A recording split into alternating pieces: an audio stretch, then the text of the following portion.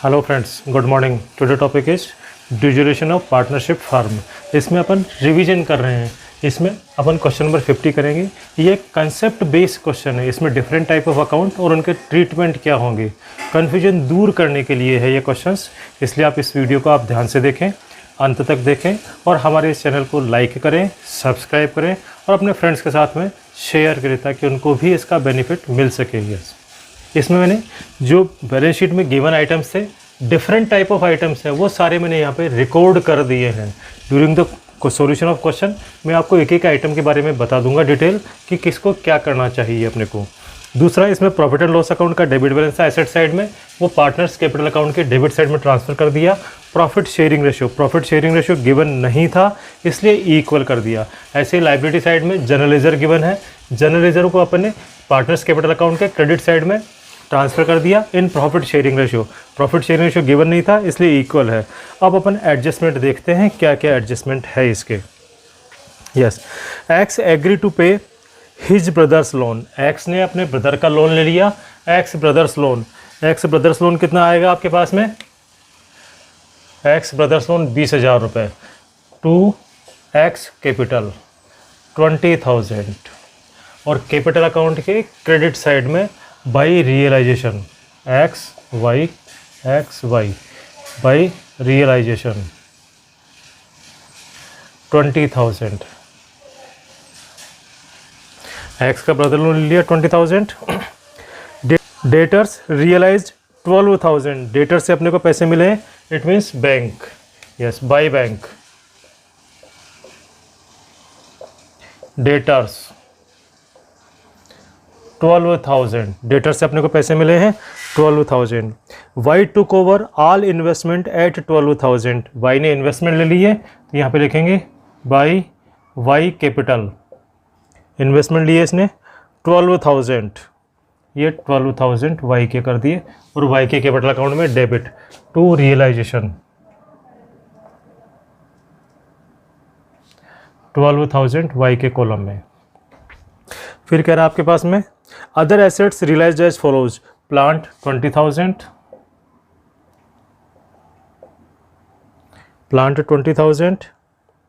Building 50,000,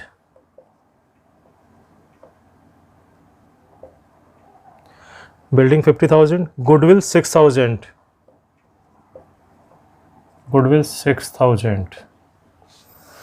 6,000 हो गया आपके पास में। फिर कह रहा है sundry creditors and bills payable were settled 5% discount. Sundry creditors and bills payable settled मतलब पेमेंट कर दिया अपने टू बैंक। सन्ड्री क्रेडिटर्स और बिल्स पेबल क्या कह रहा है आपको ये? Sundry creditors and bills payable settled at 5% discount, 5% कम दिया। सन्ड्री क्रेडिटर्स 20,000 के 5% 1,000 होता है। 20,000 माइनस 1,000 इट मीन्स 19,000 में सेटल किया अपन ने। ऐसे ही बिल्स पेबल भी 19,000 में आपने सेटल किया है। Y accepted stock 8,000। वाई ने स्टॉक ले लिया 8,000 का बाई वाई कैपिटल 8,000 स्टॉक ले लिया इसने। पहले 12,000 में क्या लिया था इसने? इन्वेस्टमेंट लिए थे। Y accepted stock 8,000। X took over bills receivable at 20% discount. X ने BR ले लिए by X capital BR 20% discount. BR कितने के अपने पास में? 10,000 रुपये के। 10,000 रुपये की BR है, 20% डिस्काउंट 8,000 रुपये में BR ले लिए उसने। 8,000 रुपये में BR ले लिए। Yes, relation expenses was 2,000। Expenses 2,000। Yes, अब उसके बाद में आगे कुछ नहीं करा है। उस केस में अपने को क्या करना होता है? आपको जो पेंडिंग लाइबिलिटीज है उनका पेमेंट करना होता है। बिल्स पेबल का हो गया। बैंक ओवरड्राफ्ट के बारे में इसने कुछ नहीं कहा है तो बैंक ओवरड्राफ्ट का आपको पेमेंट करना पड़ेगा। ओवरड्राफ्ट है 8,000 रुपये का। ये 8,000 रुपये का आपको पेमेंट करना पड़ेगा मन से। आउटस्टैंडिंग एक्सपेंसेस कुछ भी नहीं कहा तो इनका भी पेमेंट करेंगे।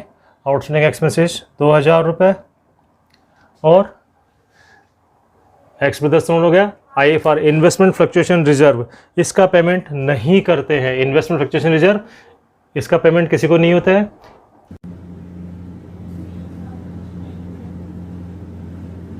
EPF employees provident fund, EPF 1200 रुपये। EPF क्या होगा, जो एम्प्लॉय होते हैं उनकी सैलरी में से जो पीएफ का पैसा काटते हैं, एम्प्लॉयर पीएफ का पैसा डिडक्ट करता है उन सैलरी में से, उसको कहते हैं एम्प्लॉयज़ प्रोविडेंट फंड। तो ये पैसा गवर्नमेंट को जमा कराना होता है, ये डिस्ट्रीब्यूट नहीं होता है। इसके साथ में अगर फंड लगा हुआ है तो इसका मतलब ये नहीं कि डिस्ट्रीब्यूट करेंगे, ये एम्प्लॉयज़ प्रोविडेंट फंड अपनी लाइबिलिटी होती है। क्वेश्चन अगर साइलेंट है तो भी आपको बुक वैल्यू पे पेमेंट करना होता है। ऐसा नहीं है कि जिनके नाम के आगे फंड लगा हुआ था वो सारे के सारे डिस्ट्रीब्यूट होते हैं, ऐसा नहीं है। तो एम्प्लॉयज़ प्रोविडेंट फंड लाइबिलिटी है, अपन इसका पेमेंट करेंगे। यस उसके बाद में क्या कह रहा है, इधर से होगी लाइबिलिटी, प्रोविजन का पेमेंट नहीं होता है। गुडविल, गुडविल को अपन ने बेची थी, गुडविल इसी में ट्रांसफर करते हैं। इधर से आप investment, stock, debtors, BR and x capital, और कोई एक्सपेंस का आइटम नहीं है। यस अब अपन इसका टोटल लगाते हैं। यस 9,800 रुपये का आपको प्रॉफिट हो गया। 192 यहाँ पे लिखेंगे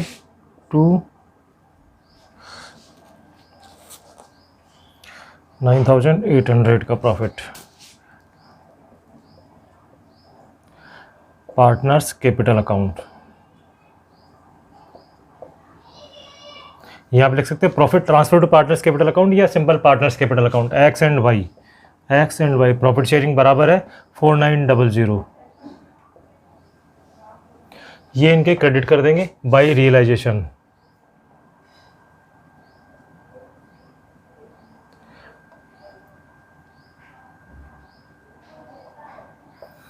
ठीक है, अपना रिलेशन अकाउंट टेलीड हो गया। अब इसके बाद में अपन देखते हैं लोन अकाउंट। लोन अकाउंट का क्वेश्चन अगर साइलेंट है तो भी लोन अकाउंट का आपको पेमेंट करना होता है। तो यहाँ करेंगे अपन टू बैंक 10,000 रुपये, ये लोन अकाउंट का पेमेंट हो गया। और यहाँ पे कैश के इधर बाई वाई लोन अकाउंट 10,000 रुपये। अपन ने कैश के फिगर यहाँ से नहीं लिखे, यहाँ पे अपने पेमेंट किया, डेबिट पे क्रेडिट बाय रियलाइजेशन 51200। और इधर पैसे हैं 88,000 टू रियलाइजेशन 88,000।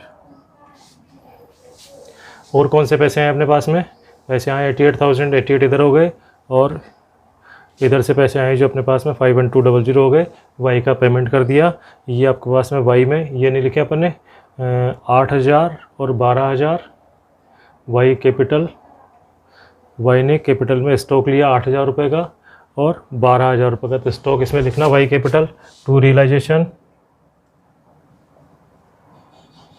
8,000 रुपये। 12 एक्स कैपिटल में 8,000 रुपये लेने हैं ये। Yes x capital BR। Yes ये हो गया आपके पास में 8 12 8 आ गए। यस वाई के दोनों 12 8 आ गए। इधर से इसने क्या लिया, एक्स कैपिटल 20,000 रुपये लिख दिया अपन ने। यहाँ पे इसने और कुछ लिया नहीं है। प्रॉफिट का डिस्ट्रीब्यूशन कर दिया 4,900। अब इनका बैलेंस कैलकुलेट करते हैं अपन।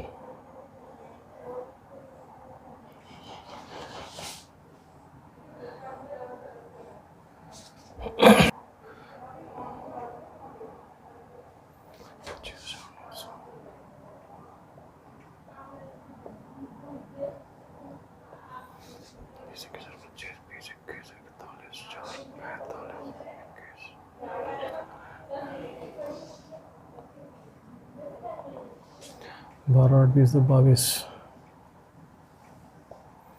8 2 2 4 4 12 3 15 1 1 2 8 तो 10 10 का मतलब 35,900 by X capital by Y capital. X capital 35,900, Y capital 39,000। Yes total करते हैं इनका।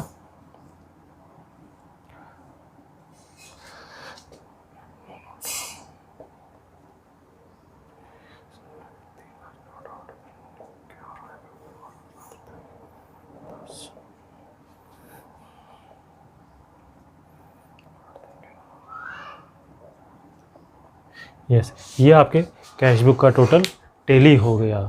इसमें जो डिफरेंट बात थी, ये जो डिफरेंट टाइप है, जैसे गुडविल है, गुडविल को अपन नॉर्मली पार्टनर्स कैपिटल अकाउंट में प्रॉफिट शेयरिंग रेशियो में डिस्ट्रीब्यूट कर देते हैं, लेकिन डिजुरेशन में नहीं करते हैं, इसलिए ध्यान रखने की बात है।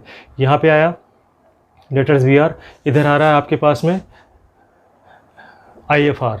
आईएफआर को नॉर्मली अपन एडमिशन, रिटायरमेंट, डेथ में पार्टनर्स कैपिटल अकाउंट में डिस्ट्रीब्यूट कर देते हैं, लेकिन यहाँ पे इन्वेस्टमेंट है इसलिए ये रियलाइजेशन अकाउंट में ट्रांसफ़र होंगे। अगर इन्वेस्टमेंट नहीं होता, केवल आईएफआर होता, तो यह है आप पार्टनर्स कैपिटल अकाउंट में डिस्ट्रीब्यूट कर देते हैं। ऐसे ही एम्प्लॉइज़ प्रोविडेंट फंड जो होता है लाइबिलिटी होती है। फंड वर्ड लगा होने से ऐसा नहीं है कि ये पार्टनर्स कैपिटल अकाउंट में डिस्ट्रीब्यूट हो जाएगा। ईपीएफ, एम्प्लॉइज़ प्रोविडेंट फंड जो होता है, ये लाइबिलिटी होती है और ये गवर्नमेंट को पे करनी होती है। इस तरह से कुछ इसमें डिफरेंट टाइप ऑफ अकाउंट आए थे, इसलिए कंसेप्ट बेस्ड क्वेश्चन था। मैं आशा करता हूँ आप लोगों को समझ में आया होगा। आप हमारे इस चैनल को लाइक करें, सब्सक्राइब करें और अपने फ्रेंड्स के साथ में शेयर करें। Thank you.